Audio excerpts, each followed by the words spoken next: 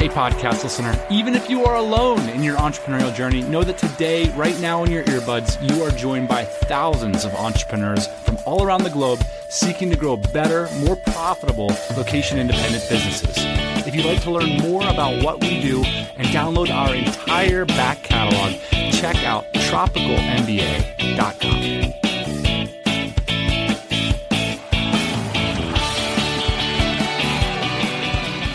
All right, welcome back to the TMBA pod. Of course, this is the show where we talk about building a lifestyle business, where we believe doing so is one of the most effective ways to create more financial freedom and flexibility in your life.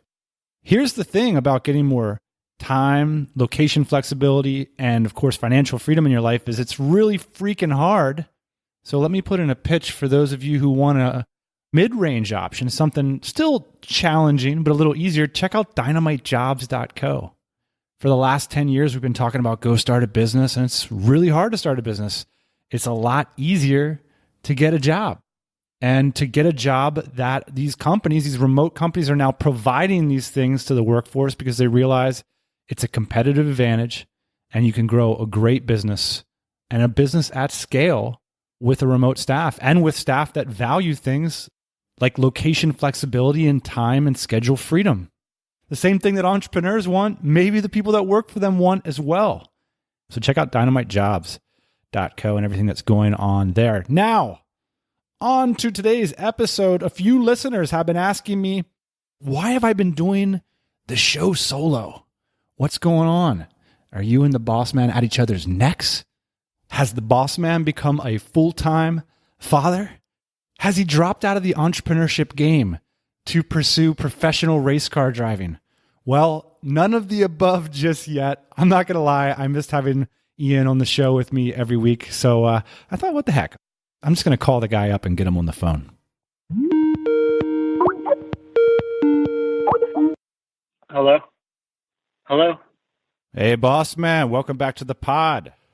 Are you with me? Hey, thanks for having me. Yeah, man. Appreciate you inviting me.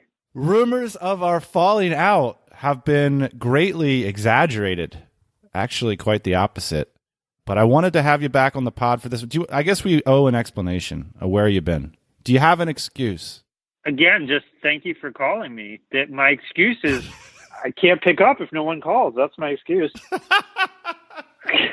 The reality is when I'm on the other side of the world and we have a small window, and it's the biggest downside of me living on the other side of the world is the chance to be on the horn with you.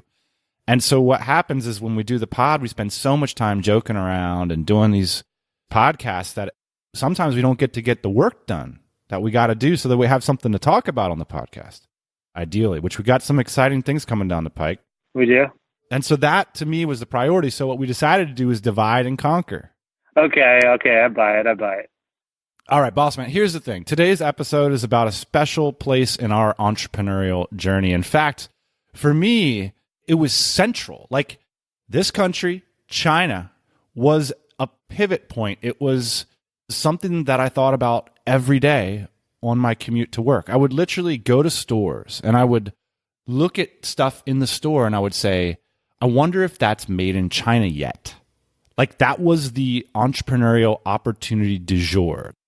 Similar to how I'm sure a lot of podcast listeners right now are thinking, is this product on Amazon yet? Or I wonder if anybody's done an interesting Kickstarter about that thing. Or, you know what I mean? Like, at the time we were still sending faxes. We were just a few years off of like faxing stuff to these vague places in this vague country to get things made cheaper. Yeah. And that was an opportunity. And that sort of defined our whole careers in some way. Yeah. It was made cheaper, and it was so we could own the supply chain, and it was so we could build a business around a couple products that we thought might sell, and it ended up working out. China, for me, Dan, has a very special place. I'm not sure if that place is in my heart, though. I'm trying to think of like what body part I would like to put that in. Well, do you remember the last time we were in China together? Yeah, I certainly do remember the last time we were in China together. You and I decided to do some factory visits. Factory visits for us in those days, you know, back in the aughts, so to speak, like 2009, whatever, were as regular as, you know, SEO audits are nowadays. You know what I mean? Like, it wasn't this weird thing to go to our factories necessarily. High-fiving at the KTV entrance, the karaoke, hey, good to see you again. It's been a couple of months. Those were not good days, my friend. I mean, at the time, it's exciting because we're building a business. And so, Dan, like us being there and writing a $100,000 PO, like that was a big deal, like you go to KTV and you eat the food that you don't want to eat. Yeah, it was a big deal. We went to lunch. They gave you shots at lunch. Things changed. And we're like, I promise I'm better at this than you are. So if you want to ruin your day, go for it. Well, China changed though, man, because like over the years when we were going back and back, like the lunches got a little bit shorter. Things got a little bit more professional. I remember like the final time we went to China. I don't know if you remember this trip. I'm going to share some reflections with you, but one of them was I wasn't offered alcohol at lunch. You're a bit offended? Like, man, things have changed. Like everybody was ready to get back to the office, Or maybe they had just learned, like we had been tagged somewhere, like these dudes do not like to play around. They're here to do the factory audit and like get back to the hotel. After the first couple of times of like drinking beer at lunch and even dinner, I was like, all right, this isn't what I want to do here. I do remember the last time that we went to the factory together, and I don't remember why exactly we decided. I think we were trying to like have some kind of renaissance in our business. Respark the chemistry and like, hey, remember we used to do this just like old times kind of thing. I think that's exactly what happened. Yeah. And so we went over there, and all I really remember from this trip is this one moment. We were like 30 minutes in to like discussing some product in some office, that was like white tile everywhere and like beaming lights coming from the ceiling, just like bright as day. And I just like looked over at you and like, I just saw this like face of disgust. Like you were so disappointed in the decision you had made to come on this trip. Like it was wrapped up in your face. It wasn't just like you were displeased with that moment. Like you didn't want to like talk about that product. Like it was everything you hated in your face right at that moment. That was rough. I remember in that moment, I started constructing this piece in my head that it was like my ode to China factory visits. And I ended up writing something called 7 Years of China factory visits. And it was almost like a piece to our staff. And I was like, look, I'm never coming back to this place. I'm never going to sit in this freaking fluorescent room and feel the warm air of the air conditioning unit and drink inexplicably hot, disgusting tea while people don't tell me what's going on, and argue in front of me about this stuff. I just thought, man, this is not what I want my business to be like in the future. We're the lifestyle business guys. 20 minutes of arguing back and forth in Chinese to turn you and say, this product is going to be very difficult to manufacture. We're like, you don't say. No kidding. Why do you think we're here? I'll tell you this though, man, I'm glad we went through it because it was those experiences that ultimately made the business work. You got to do the hard things. At that moment though, I don't think we needed to go back another time. So I'll link up to that piece, Ian, that I wrote about that exact moment. There's actually a lot of lessons in there that you helped me out with that anybody going on a China factory visit, check out that post. It's still, most of the points hold up today. But it's this idea of, back in the day, Ian, it was all about, and it still is, like, how can we get things effectively made in China? But the conversation is shifting in the community over the years. And now it's sort of like, well, how can we sell our stuff in China? I don't think if you've been to China, like it can actually compute like just how many people are there. It is incredible. The amount of people that are buying products online there via their smartphones is just way surpassed what we're doing here in the United States. It's hard to understand that because as the United States, like you feel like we're awesome. We're amazing. We've been the major driver of the international tech leaders. We're tech leaders, right? San Francisco, New York. Exactly. You just think like we own this. Here's the thing. In China, Ian, by a percentage of the population, it's 3 times the amount of total transactions by a percentage are happening online. And so China's this enormous opportunity. So today I had a chance to sit down with our man in China, Matt Kowalak of China eCommerce Boost. He not only works with companies to help them manufacture in China, but with major product companies and some celebrities in helping them break in and market themselves into this enormous opportunity. And Matt, as we know, has a long background in China. He started out teaching English there straight out of college and now has over 10 years of experience there and speaks fluent Mandarin. So this conversation, Ian, a little bit of a backstory. As you know, we've been hanging out with Matt on a personal level for years. And when you're interviewing someone, that can be tough. I got to give props to my man. He did a great job of getting to the core of his motivations and what he's learned about running a service business in China for a decade. I think anybody that's had some ups and downs in businesses, that is curious for adventure and has a nose for opportunities, is going to enjoy this talk. I know I did immensely. Dan, Matt is a lot of things. That guy never stops amazing me in terms of what he's working on and what he's capable of. One of my favorite things about Matt, and to give you an idea of who Matt is Matt's a dude in China that no one thinks or expects that he speaks Chinese because he's 6'4" white guy. And then he'll either let you know in the loudest, most obnoxious way that he speaks Chinese and you're totally busted for talking about him behind his back, or he just won't say anything. And it'll be the long con. It must be fun, Dan, to be over in China looking like Matt, but speaking Chinese. This conversation is going to be wide-ranging. We're going to cover culture, commerce, and some gems about Matt's trajectory, why he had a major rethink about the kind of business he wants to be doing in the future, focused on this vast potential market in China. 1, 2, 3, 你们看我怎打，怎么样我来表示都不干，那是话。喜欢一边求一边逗 baby feel. I've always kind of been aware of that elephant in the room of selling into the Chinese market, right? You've heard stories of people going to China hundreds and hundreds of years ago and looking and saying, wow, if I could just get 1, 2, 3, 5% of this market, I'd be a king. And it's always been very, very difficult because the culture is just so fundamentally different, which I think is part of the attraction for me, was going there and being in this culture that is so different in some respects, but also seeing very similar mindsets within Chinese and Americans. And I think that has to do with being in this huge, huge culture that's almost kind of suffocating for the regions around it. You can live your whole life and not leave Ohio. You can live your whole life and not leave parts of China. China's name in Chinese is the center kingdom, right? It's the middle kingdom of the world. They've been 20% of the global population for 5,000 years, since we had a global population, right? A country like China that's dominated that region and has really been the one who sets the rules and enforces those rules.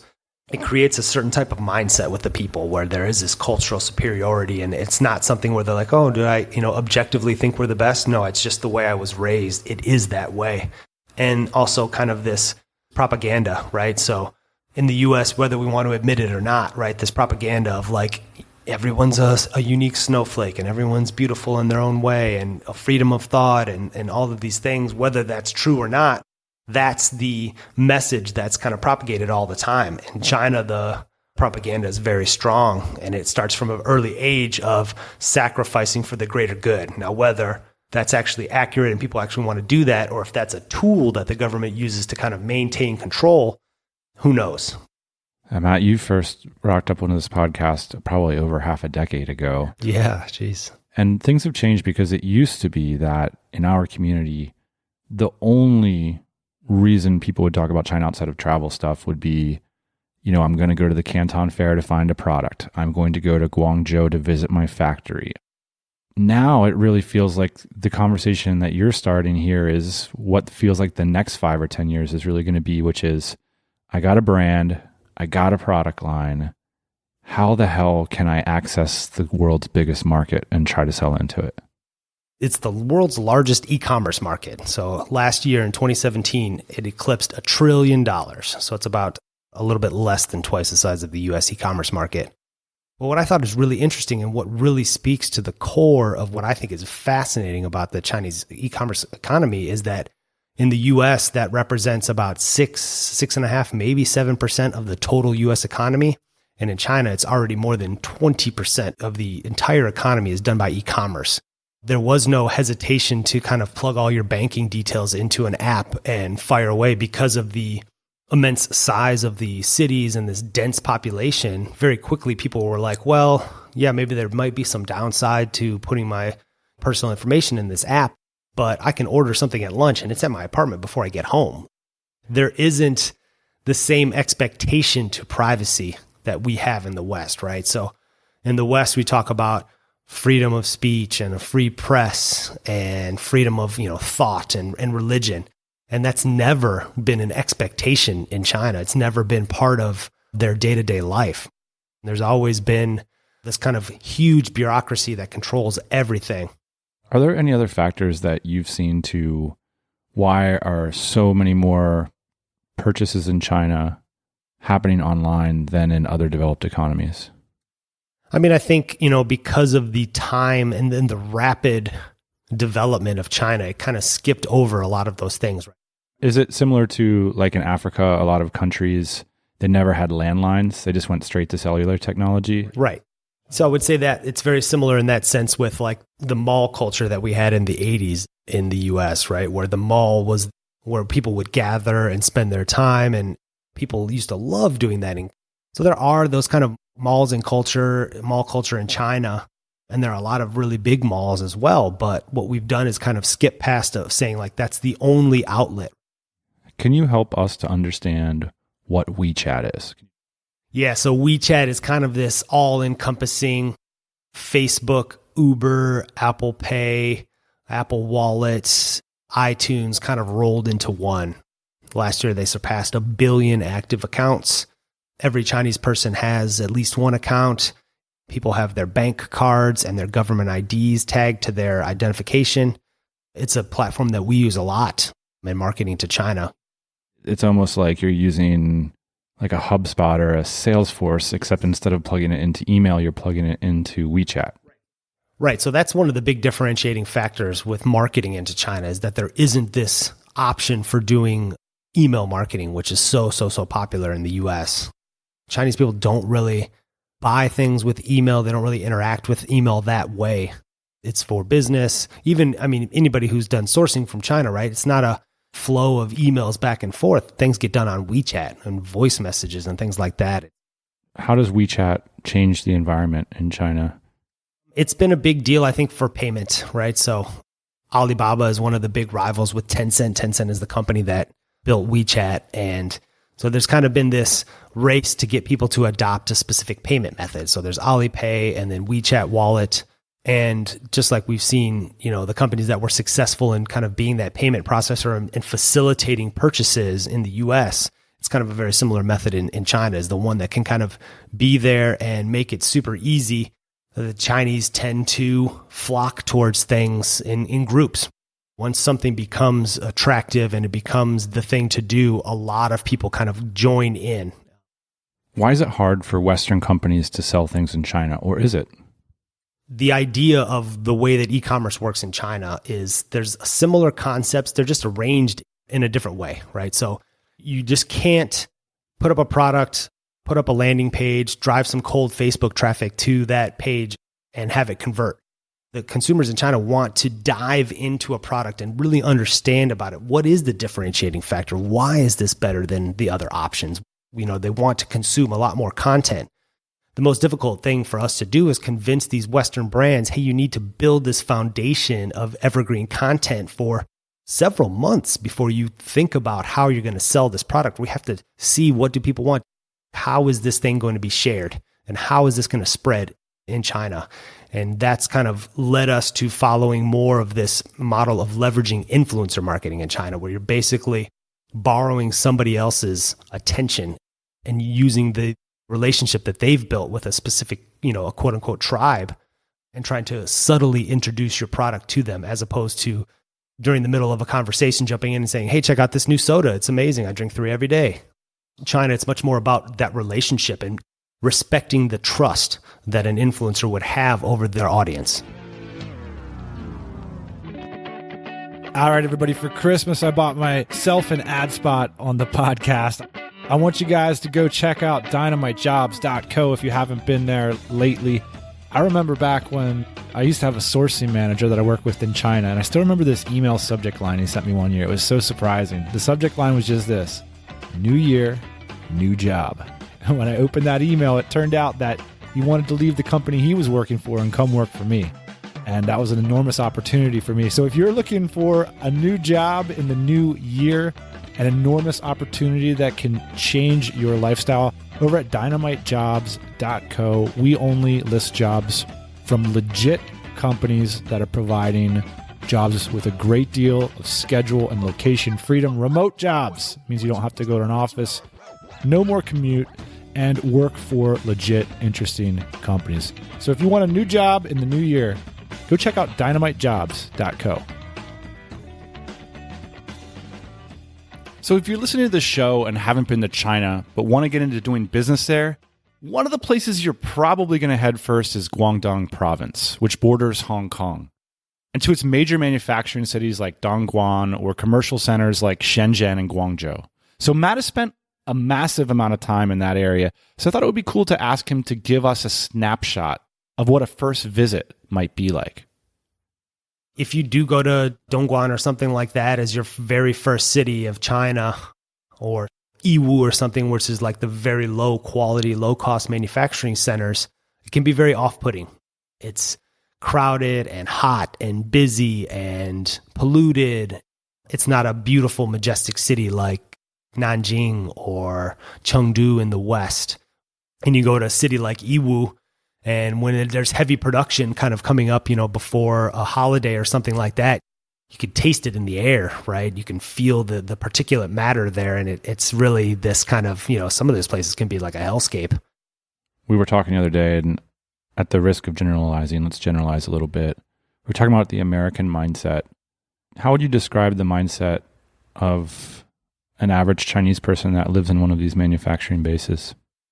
There's a lot of pressure, right? So if you're a young man in China, one of the biggest things that's happened from the past that's kind of inescapable is the ripple effects of the one-child policy, right? Because of the rapid overpopulation and the inability to kind of feed all these people, the Chinese used to be capped to having one child per family. So if you lived on a farm in one of these towns in the 70s or something like that, and you had a daughter who probably just couldn't do the same amount of physical work that a son could, unfortunately, it was less desirable. So because of that, China has about an 8% difference in male and female population. That's 8% of 1.6 billion. So you're talking about a huge differentiation in the amount of females per male. The fact that there is this big gap between the number of men and women means that the competition to get married has become kind of fierce. So there's a lot of pressure on these young men to find something, either find a strong, stable job and work in the government, or go out and make something of yourself in one of these manufacturing towns. And the lack of intellectual property protection kind of leads to what I've kind of termed a forced socialism, right? A forced kind of a sharing of the profits, because somebody can watch what you're doing, and if you're successful with it, they can just mimic it. That's why you see when you jump on Alibaba or AliExpress or something like that, you see 1,000 suppliers for the hot new toy for Christmas.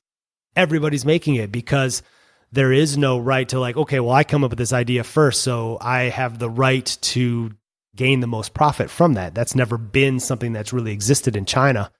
A lot of people go to China and they don't like it very much.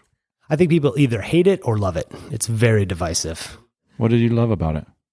I think the things that I hated about it at first, I eventually ended up loving. Do you remember your first few days in China? It was the summer of 2004. We first flew to Shenzhen, and then I spent about 2.5 weeks on one of the most famous campuses in China, Beijing, Beida University, where we kind of were taught how to teach English to Chinese students. And there's a very specific way, of course. They're the big time SOP capital of the world. They invented the meritocracy. So standard operating procedures. Yes. Test taking is very important. Following a specific set of rules is important. So we kind of got the basics of teaching and some very rudimentary Mandarin lessons. Yeah, I just remember everything being so hot. It was so humid all the time. So it's the subtropical heat, humidity. It's crowded, it's busy, it's intense, it's loud. And I remember just kind of being a little bit in shock, but it was the first time I'd really ever been outside of the US.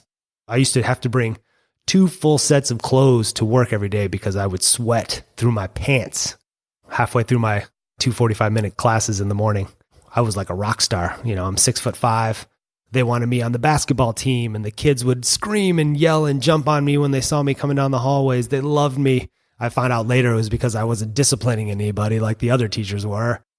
You know, for me, I'd always been this kind of like, you know, just another Midwestern guy in Michigan. You know, it was nothing about my life had been exciting up to that point, really. I just wanted to figure out a way to stick around there. I think you kind of talked about this too when you first went to Vietnam. You were just like, how do I stay here forever? How do I never go home? And I think that that's a common thread that a lot of people feel of just like, yeah, this isn't easy. It's not fun all the time, but damn, is it exciting. That's what I remembered about Michigan up to that point, was just being like, ugh, it's boring and every day is the same. And like, for whatever reason, when I was graduating university, I just had these flashes of like middle management, gray skies, 5 months of winter for the next 45 years of my life, and finally having a stroke at my desk one day and keeling over of boredom. Do you remember a conversation where you were speaking Mandarin for one of the first times? Not really. I don't think it was ever anything that clicked for me. I do remember, I have very distinct memories of the reasons why I learned Mandarin, right? So living and making your life was one thing that was easy, but talking to girls was the underlying motivator. I remember sitting there with my buddy Eddie, who was from Houston, and we were studying like we never studied before. It wasn't for a test. It was so that we could respond to these, you know, we would get these crazy text messages in characters, right? It's not letters. It's not an alphabet. And then you have to figure out what these squiggly lines mean so that you can go see this girl and hopefully, you know, hold her hand and maybe get a kiss. So you had to learn all about what's the stroke order and what's a radical and all these little concepts of what a language is and what communication is. And I think that's something that was so fascinating to me about China and Mandarin, is that it's a completely different concept of what language and communication is. Even when I go to the factories and you're trying to make deals, right, we're usually not conducting everything in Mandarin the whole time. But to be able to go to a restaurant and say, oh, what region of China are you from? And to sit down and order a perfect meal for 6 people that has the right balance of vegetables and local cuisine, and then speak in Mandarin, the respect that you get from the obvious investment of time into learning their culture is huge. And it's impossible to kind of quantify that. When I try to talk to the sourcing clients that we work with, and they're like, well, you're 20 cents more expensive than this. I'm like, yeah, but these guys are going to break their back for us because I know how to order Sichuan food, right? You know, like I know how to do all these things. Why didn't you continue to teach English? Oh, I was just not good at it. I didn't like it at all. I thought it was just kind of boring. I also saw the guys who were, 40, 45, didn't speak Mandarin and were still there teaching. And I didn't want to be that. And I knew I wanted to, if I was going to stay and travel the world the way I wanted to, I had to find some way of, you learn very quickly to detach yourself from getting paid an hourly wage because it can only scale so much. What was the year that you started to identify as an entrepreneur? I was working at this manufacturing company. We were doing skateboards and hats and stuff like this for extreme sports companies. And even at that point, I was a commission sales guy, so I was making salary, but a lot of my compensation was commission based. So that would probably be the first real taste of it. But I was always a guy who was juggling 3 balls at the same time, right? I was doing that job and going to school twice a week from Shenzhen to Hong Kong.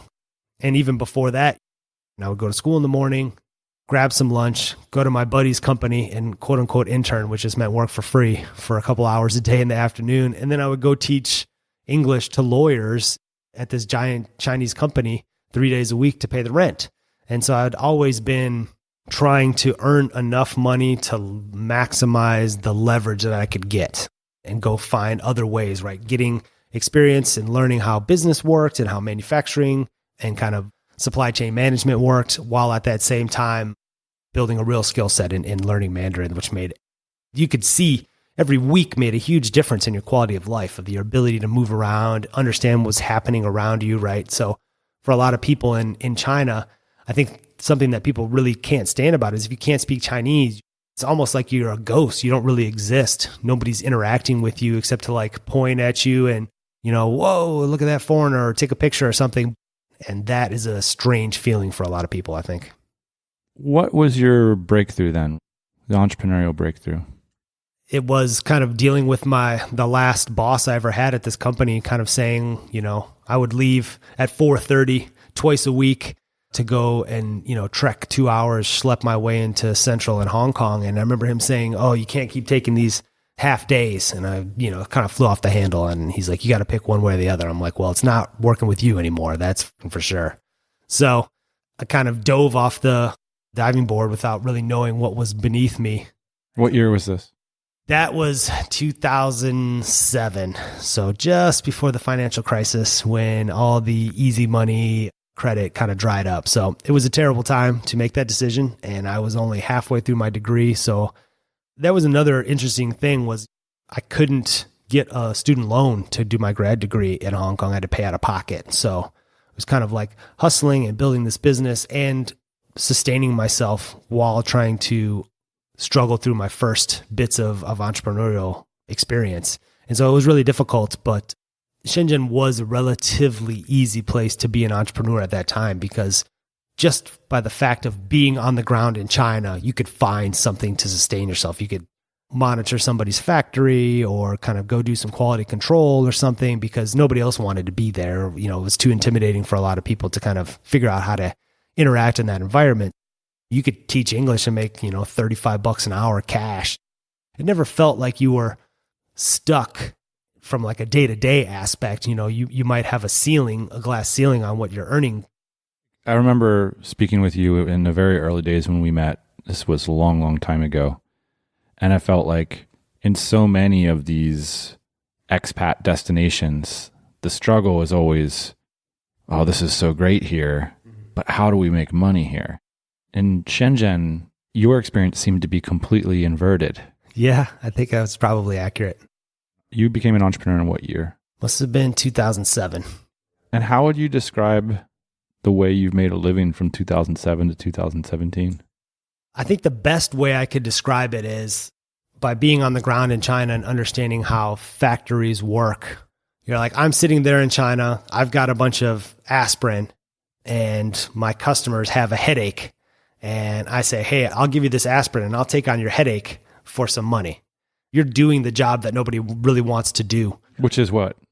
Managing a relationship with the factory, doing quality control. So you were like a sourcing agency. Right. Clients would come to us with a product or a design for a product and say, go find me a factory who can make it.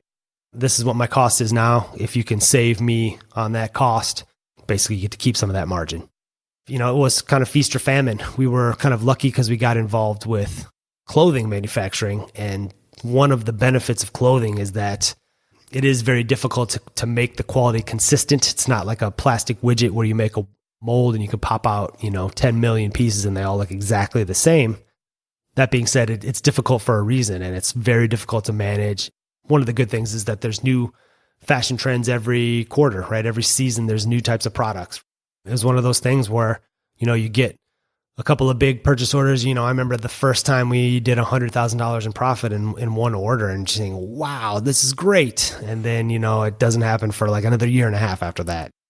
That roller coaster of up and down and kind of having to be so focused on the numbers and watching every single detail, and the margin is kind of shrinking. It's easier and easier. I remember 2 years ago, one of the big turning points was somebody came over and they had Google Translate on their phone, and they would just say some words in English and turn around and show me in characters what it was. And I was like, damn, that's pretty accurate. And I saw my whole career kind of going down the drains, and I knew right then I had to figure something else out. Do you really feel like the sustainability of your sourcing agency is limited just because of technology? I remember also thinking like that Kickstarter and Indiegogo projects would be a boon for us, that we could, we know that these people had money, they didn't know how to manufacture in China, and that we could get them to realize the value in having good sourcing agents on the ground in China. But what I didn't realize is that when somebody has a brand like that, really you're asking a lot to have somebody give you control of their supply chain, of their physical product brand. That's the lifeblood of their brand. They should want to know all of that information. But if I let them know exactly who the supplier is, eventually the supplier is going to try to go around me, or they're going to try to go around and cut me out. And so that's kind of the business that you're in, is You were a middleman. yeah, you're constantly having to defend yourself and prove that you're adding value. They have customers that kind of get to a certain point and you become a line item in cost. And they say, well, I can cut out their 15% here and become 15% more profitable right away if they, don't see the value in what you're doing. Was there a moment or an event that happened that made you start to think, I'm not going to be able to continue to make money the way I've been making money? Yeah, I think losing a very big customer. We had a really big customer that we built up for a couple of years, and things have been going really, really good.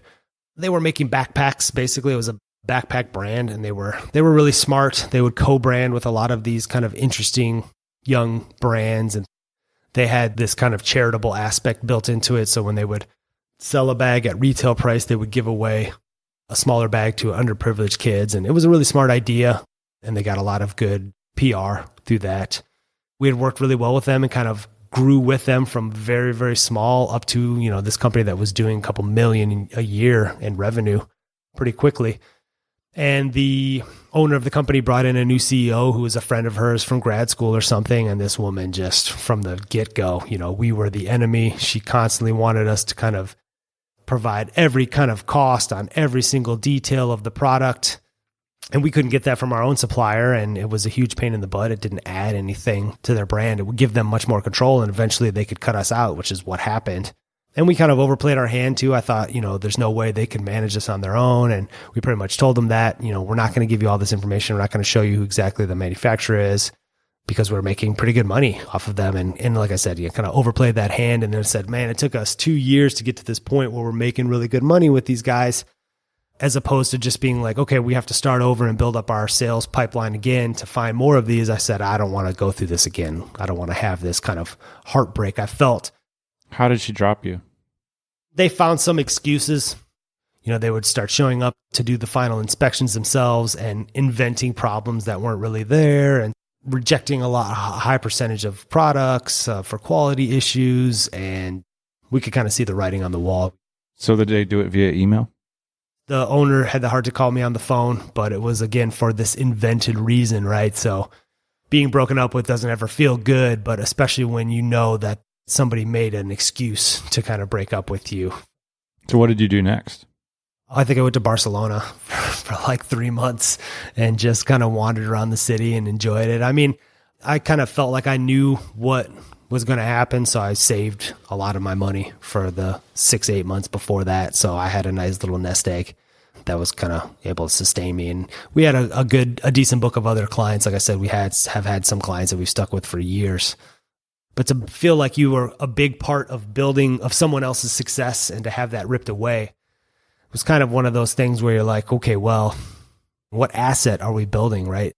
Your business is just your relationship with the buyer and your relationship with the supplier. And I saw some people that had been doing it for decades and how difficult their life could be. When the good times are good, they're amazing. And when it's bad, it's really bad. And I said, I need to find a way to better leverage this skill set than just being a middleman and just kind of being a line item of expense that somebody can say, well, I don't need this anymore. It sounds like as you come to the table today in late 2018, you're still trying to manage or navigate your way out of that fundamental problem. Yeah, I think, it's one of those things where it's difficult to let go of something that's sustained you pretty easily for almost a decade. But it kind of hit that ceiling a little bit and feeling like, well, I can either sprint a lot faster on this hamster wheel, or I can, go find a different game. I tried Amazon for 2 years. Everybody was saying, hey, just be on Amazon for a year and a half, and you get your 7-figure exit, and it's great. So we tried that for a while, and that kind of led us to, what we're trying to do now, which is, again, try to leverage that skill set, that understanding of China to a different degree. And we had to go through all these pain points, and of course I'd always seen China as this huge opportunity to sell in. It's always been this huge market, but just never knew how to do it. And then, about 2.5 years ago, they started opening up the economy, dropping the regulations. My wife now, her father had tried to sell wine into China, and I watched how competitive that is. I mean, you think about this idea, he had to ship all of this product into China, pay to manufacture the product, pay to ship it, pay for import duty, get it into China, and then test the idea and see if it worked. And now, if you have a Shopify site, you can tag a WeChat store onto it and drop ship into China. You don't need a Chinese company. You don't need a Chinese bank account. The kind of way that I see the Chinese economy opening up in the last couple of years in the direction that it's heading, I think it's extremely exciting. And to be the one that can kind of help broker people and explain how complicated things are in China and kind of guide people to success there, even in the 2 years we've been doing it now, starting to get a lot more traction. And, I'm going to New York next month to sit down with my first $100 million company that would potentially want to work with us. And, that's pretty exciting. How worried are you about the future of this new venture? I'm more confident than in what I was doing before, right? So I think that the issue is not, will it work? The biggest issue is like, how long is it going to take for this to be successful? You're not talking about, $50,000 deals. We're talking about $250,000 projects, right? They're very large. And that's one of the problems with China, because it is this huge market. Like I said before, you can't have a product, throw up a landing page, drive some cold Facebook traffic to it, and be profitable in a month. That doesn't work that way. You have to make a commitment to that market, understand what it is, build up a little bit of a reputation and have a presence, and then you can start testing things out. So getting someone to trust you to be able to do that for them in China is a big mountain to climb. All right, well, good luck climbing the mountain. Thank you, sir.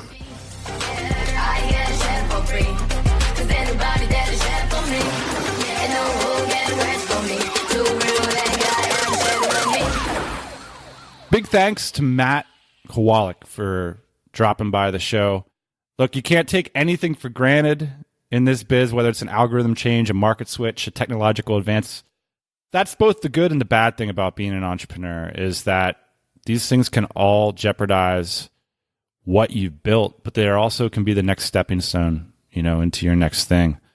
I mean, that's what makes entrepreneurship both hard and rewarding, is this idea that something comes along and it's like, are you going to be tough enough to do something about it? Or are you just going to let it happen to you? And I think a lot of us have chosen to take this path because we don't want to just let things happen to us. We want to have a sense of control, over our career, even if that means having to do some really difficult things like change direction, like navigate a life in China and learn Mandarin, for example. I mean, this stuff isn't easy, man. Talk about hard. I mean, after knowing Matt, right, it's like, it's hard to go up to Matt and say, wow, entrepreneurship is hard. Putting up a Shopify site is hard. When Matt moved to another country, spoke a different language, and did business over there, that's hard as far as I'm concerned. And it's hard to sit down and share about your experiences so honestly and eloquently. So big ups to Matt for stopping by the show and being willing to share his story with us here today. If you want to comment or check out the links to everything we mentioned today, this one's going to be posted at tropicalmba.com/China Redux. And good news for those of you interested in China. I know, Ian, you got an interview coming down the pike early in the new year focused on the China opportunity as well. So we'll look forward to that. And as always, we will be back next Thursday morning, 8 a.m. Eastern Standard Time. Hey, thanks for listening to the Tropical MBA podcast. You can go to tropicalmba.com, get access to hundreds of back episodes and all kinds of other goodies. Load up your iPod. That is the cheapest way to fly business class on your next international flight.